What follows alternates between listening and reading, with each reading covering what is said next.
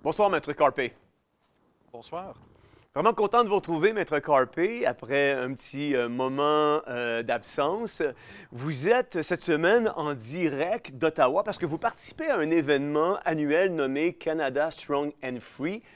Maître Carpé, qu'est-ce que cet événement annuel? Bon, le réseau Canada Fort et Libre, ça existe pour soutenir le mouvement pour la liberté au Canada. Hmm. Alors, chaque année, pendant 2 jours, il y a toutes sortes de groupes, d'organisations, non pas les partis politiques, mais les groupes citoyens qui militent pour des choses telles que un gouvernement limité, la libre entreprise, la responsabilité individuelle et une société civile robuste qui va respecter les institutions culturelles et religieuses Hmm. et euh, trouver la sagesse là-dedans. Ouais. Alors, il y a des speakers. Il y a par exemple l'ancien Premier ministre du Royaume-Uni, Boris Johnson, qui Wow. est ici. Il y a des premiers ministres des autres pays. Chaque année, ils ont des leaders actuels Hmm. ou bien des leaders qui ont été au pouvoir. Et c'est un bon occasion pour le networking. C'est la raison principale. Wow. Wow. Bien, certainement, on aura certainement l'occasion de se reparler de cet événement-là, puis nous en dire peut-être un peu plus long à la suite, parce que l'événement commence aujourd'hui et termine le 13 avril prochain. Donc, on aura certainement l'occasion de se reparler de cet événement-là. Maître Carpé, il y a un article qui a paru dans le Globe and Mail qui rapportait que le Bloc québécois et des groupes d'intérêts spéciaux voudraient amender le projet de loi 63, loi sur les préjudices en ligne, pour empêcher que la religion soit utilisée comme moyen de défense pour les discours haineux. Dans le même ordre d'idées, le chef du Bloc québécois, Yves-François Blanchet, a déposé, lui, le projet de loi d'initiative parlementaire, le projet de loi qu'on appelle le projet de loi C-367, projet de loi sur lequel on a déjà eu une brève discussion, vous et moi. Et puis ce projet de loi-là vise notamment à abolir l'un des moyens de défense dont dispose une personne qui serait accusée au criminel pour avoir alimenté la haine ou l'antisémitisme.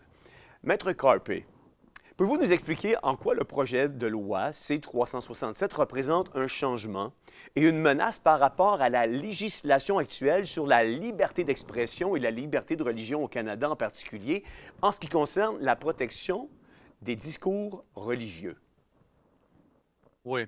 Bon, actuellement, la section 319 du Code criminel interdit l'incitation publique à la haine. Donc, les conversations privées sont exemptées. La loi ne s'applique pas aux conversations privées. Mais lorsqu'on parle publiquement, et ça veut dire oralement, sur la rue ou dans une église ou sur le Internet, euh, et là, ce qui est interdit, c'est l'incitation à la haine contre un groupe identifiable par sa race, sa religion, son sexe, l'identité sexuelle, l'expression euh, sexuelle, la race. Les facteurs comme ça, il est illégal d'exprimer la haine, de prôner, fomenter la haine contre un groupe identifiable. Oui. Là, ça existe déjà pendant des décennies. C'est une section du code criminel qui n'est utilisée que très rarement. Et une grande raison pour ça, c'est qu'il y a des défenses telles que la vérité, par exemple. Si je dis des choses négatives quant à un groupe identifiable par sa race, si je suis accusé de fomenter la haine, je peux en cours, devant la cour, devant le juge, je peux expliquer, mais ce que j'ai dit, c'est vrai. Et là, c'est une défense. Une autre défense, c'est la défense religieuse qui dit qu'une personne accusée peut, il y a un exemple, si quelqu'un exprime une opinion qui est basée, qui est fondée sur un texte religieux, euh, ce n'est pas la haine. Ça pourrait être la haine si la haine est vraiment mélangée, mais si on cite le texte, si on donne l'enseignement religieux, on n'a pas besoin de craindre qu'on soit accusé d'un acte criminel. Ouais. Mais si le projet de loi C-367 voyait le jour, est-ce que cela voudrait dire que si, par exemple, un pasteur, un curé ou peu importe le leader religieux qui utiliserait de son livre religieux, que ce soit la Bible, par exemple, pour pouvoir dénoncer un acte comme l'homosexualité, est-ce que ça voudrait dire que ce pasteur-là pourrait être, par exemple, emmené devant les tribunaux et être accusé par rapport à avoir fait la promotion d'un discours haineux? Oui, et voici le problème, parce que nous sommes déjà dans une situation au Canada où il est presque illégal, pas tout à fait illégal, mais un peu illégal Mhm. pour quelqu'un de se prononcer fortement en termes clairs en enseignant ce qu'enseignent les religions au sujet de l'homosexualité. Ouais. Par exemple, la Torah, il y a des passages, des versets là-dedans qui disent très clairement que le Mhm. comportement homosexuel est un péché. Également, Saint Paul dans le Nouveau Testament le dit, le Coran des musulmans le dit très clairement, le catéchisme de l'Église catholique enseigne aussi que le comportement homosexuel est un péché. Alors nous sommes déjà dans une situation où on n'a pas besoin de craindre les accusations criminelles. Pourtant, on peut être subi aux procédures des commissions des droits de la personne. Ouais. Ironiquement, parce Ouais. que les droits de la personne, ça devrait inclure la liberté d'expression. En tout cas, si ce projet de loi de M. Blanchet, le C-367, si ça devient la loi, la défense religieuse va être retirée, enlevée du code criminel. Ça veut dire que on peut recevoir des accusations criminelles pour avoir enseigné ce qu'enseigne le judaïsme, l'islam, le christianisme, etc. Ça va devenir criminel de proclamer publiquement des enseignements religieux contre le comportement homosexuel. Ça va devenir effectivement illégal au Canada. Là, on pourrait certainement s'attendre à des infiltrations dans les milieux religieux de par le lobby homosexuel pour essayer de prendre en défaut un pasteur qui, de la plateforme un dimanche matin, prêcherait, par exemple, la sainteté, la sanctification, dénoncerait des comportements homosexuels, donc pourrait être susceptible d'être entraîné par la suite devant les tribunaux, si tel était le cas. Oui, ben, c'est exactement le problème. Ouais, Et comme j'ai dit, c'est déjà un problème à un certain degré, ouais, mais au moins ce n'est pas criminel. ouais. Mais si ce projet de loi de M. Blanchet, le 367, Ouais. si ça passe, ça va devenir aussi criminel euh, outrement de ce qui existe déjà. Oui. Vous avez écrit, Maître Carpé, dans l'article que vous avez pondu pour le Epoch Times, vous avez écrit ce qui suit. Je vais lire, puis, parce que je trouve que c'est digne de mention. Vous avez indiqué qu'il ferait bien de se rappeler la promesse faite publiquement et à plusieurs reprises par les défenseurs des LGBTQ dans les années 1990, lorsque l'orientation sexuelle a été ajoutée à la législation fédérale et provinciale sur les droits de l'homme. Ils ont affirmé que ce nouvel ajout ne serait jamais utilisé pour censurer les religieux qui enseignent ce que leurs textes sacrés disent de l'homosexualité. Cette promesse, qu'elle ait été faite de bonne foi ou non, a été rapidement rompue. Ça vous surprend qu'on ait rompu la promesse qui avait été faite en 1990 ou dans les années 1990? Ce n'était pas étonnant parce que le texte de la législation, le texte de la loi disait très clairement qu'on ne pouvait plus euh, faire la discrimination oralement euh, en proclamant des enseignements religieux. C'était déjà clair dans la texte. Alors la promesse ne valait pas beaucoup. Non, c'est Mais ça. maintenant, c'est la même promesse qu'on entend.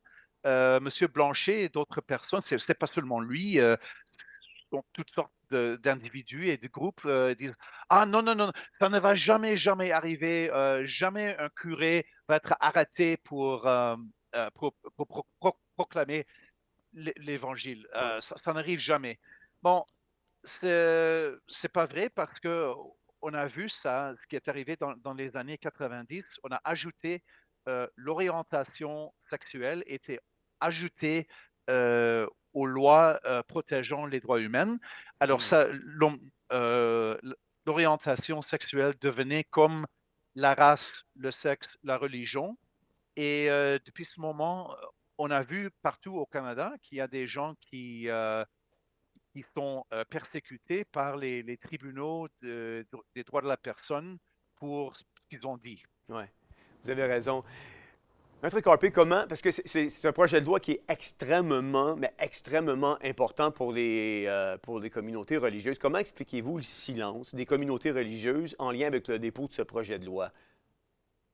Ça se peut bien qu'ils n'en ont pas beaucoup entendu parler. Mhm.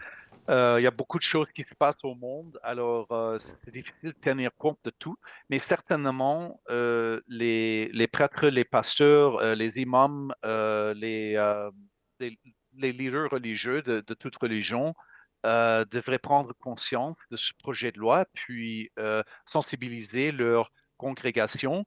Et il est très important que les gens contactent Ouais. leur député fédéral pour dire à lui ou à elle de voter contre ce projet de loi.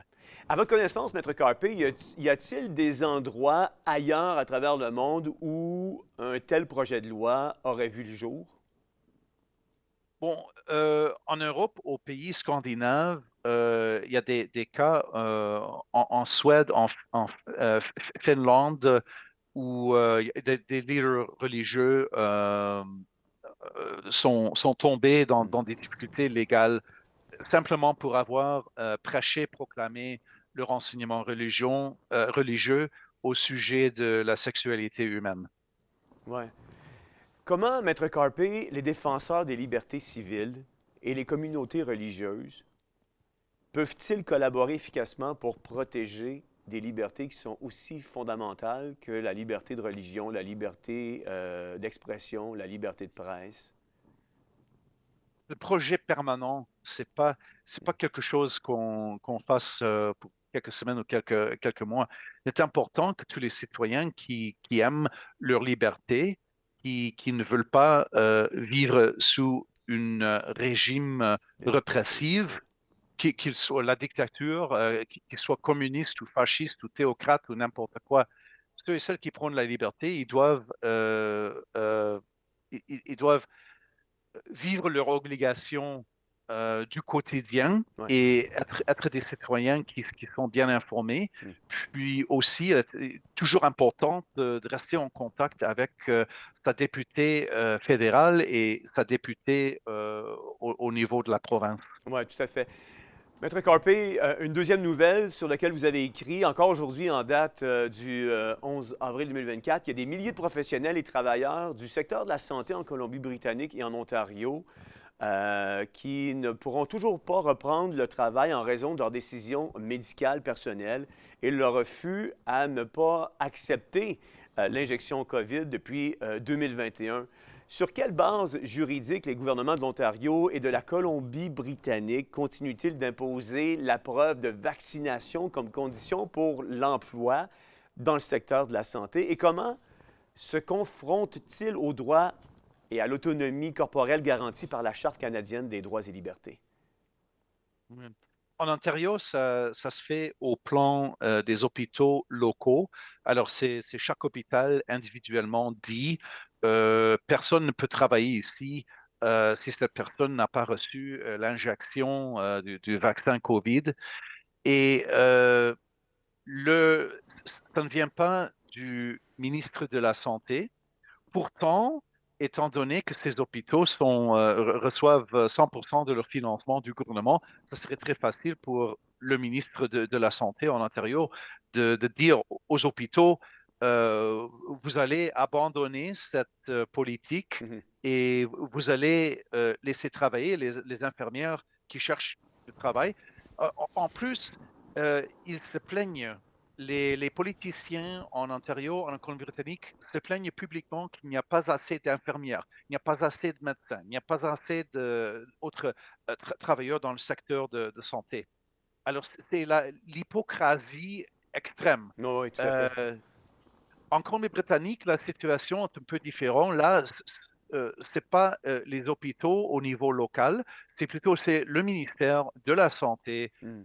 qui dit les médecins, les infirmières qui n'ont pas été injectés avec ce vaccin il y a 2 ans et demi ne peuvent pas travailler. Le centre juridique, nous appuyons une action en justice à cette question. La Cour a écouté nos arguments au mois de décembre 2023 et actuellement, nous attendons une décision et on espère que la Cour va régler en faveur de l'autonomie corporelle. Ouais. Maître Carpé, combien qu'il y a de causes, par exemple, en lien avec l'épisode COVID, qui ont été remportées en revendiquant la Charte canadienne des droits et libertés? Bon, depuis 2020, on a représenté des centaines de personnes, y inclut des camionneurs qui ont protesté de façon paisible à Ottawa il y a 2 ans. Y inclut des étudiants qui ont été jetés dehors de leur université parce qu'ils n'avaient pas reçu l'injection de COVID vaccin. Euh, alors actuellement, nous avons cette action en justice en Colombie-Britannique pour des infirmières et des médecins et d'autres, parce que la Charte canadienne des droits et libertés garantit l'autonomie corporelle. C'est un droit garanti par la Charte et le gouvernement ne peut pas violer ce droit, sauf qu'il a l'évidence, la preuve très persuasive. Est-ce que l'application aujourd'hui, le respect par nos gouvernements de la Charte canadienne des droits et libertés, est-ce que c'est toujours aujourd'hui encore up-to-date? Est-ce que c'est toujours d'actualité ou les gouvernements peuvent la soustraire et ne pas s'y conformer comme du temps du COVID? Parce qu'il semblerait qu'on laisse encore beaucoup de choses aller par rapport à des exigences qui viennent à l'encontre de la Charte canadienne des droits et libertés. Bon, on a vu un déclin graduel, très lentement. Euh, le déclin, ça fait 20 ans, 30 ans qu'il y a de moins en moins de respect pour la liberté d'expression, Mhm. la liberté de religion, la liberté de conscience. Ce qu'on a vu depuis mars 2020 avec le confinement, les mesures sanitaires qui ont violé nos droits, nos libertés d'association, de religion, d'expression. Euh, ça peut changer encore, mais dans la même façon que cela a pris une période des années pour descendre Mhm. à un mauvais lieu où nous sommes actuellement. Ça va prendre du temps, des mois, des années, des décennies pour renverser la situation. Mais actuellement, je crois que la majorité des politiciens, la majorité des juges ne prend pas pour précieux nos droits et nos libertés Ouais. qui sont protégés par la charte. Oui, vous avez raison. Maître Carpé, merci beaucoup d'avoir été avec nous aujourd'hui. Je vous souhaite de passer une belle fin de conférence Canada Strong and Free. Pour plaisir de se reparler prochainement. Merci beaucoup et bonne soirée. C'est assez alarmant ce que Maître Carpé nous a appris avec le projet de loi C-367 qui est en étude présentement. On vit dans une époque où plus que jamais le discours dominant véhiculé par nos politiciens, par divers lobbies, par les médias, par les entreprises, par les citoyens, par les institutions et par l'ensemble de notre société en est un qui vient directement en opposition avec ce que Dieu dit, avec ce que Dieu ordonne et avec ce que Dieu a établi dans l'ordre des choses, c'est-à-dire son ordre des choses. Il en est un où le discours dominant vient sévèrement à l'encontre de ce que la Bible déclare.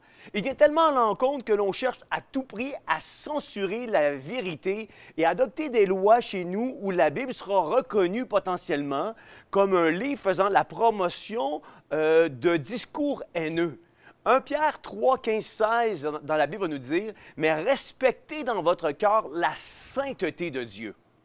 Le Seigneur, soyez toujours prêts à défendre l'espérance qui est en vous devant tous ceux qui vous en demandent raison.